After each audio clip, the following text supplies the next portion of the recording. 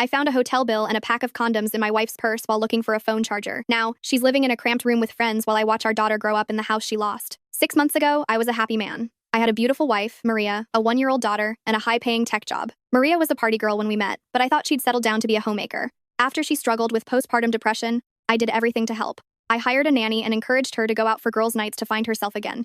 That was my first mistake. One night, she came home, kissed our daughter, and hopped in the shower. My phone died, so I reached into her bag for a cable. My hand hit a paper receipt instead. It was a bill for a local boutique hotel. Tucked right behind it was a fresh pack of condoms.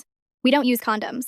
I stood there like a bucket of ice water had been poured over my head. When she stepped out of the bathroom, smelling like expensive soap, she saw the items in my hand. Her face went bloodless. She didn't even try to lie. She started crying, claiming it was a small mistake with a bartender named Jack. It was just harmless flirting at first, she sobbed. I didn't mean for it to lead anywhere. I thought I'd just have one more drink, but then he was so close. I couldn't stop him.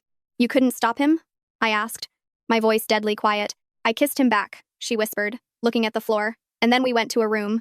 It only happened once. Please, it's just a small mistake. I didn't scream. I didn't throw things. I just moved to the guest room. But the next night, as I lay awake, I heard her murmuring in her sleep. She wasn't saying my 10. She was whispering, Jack. That was the moment I decided to destroy her world. A few days later, I went to a bar and found a woman who was more than happy to come home with me. I knew Maria was hiding in the kitchen, listening. I brought the woman into the living room and kissed her passionately right where Maria could see. I wanted her to feel that specific, jagged glass in her chest. When my daughter started crying, I politely asked the woman to leave, comforted my baby, and went to bed. The next morning, Maria tried to play the doting wife. She made me hangover juice.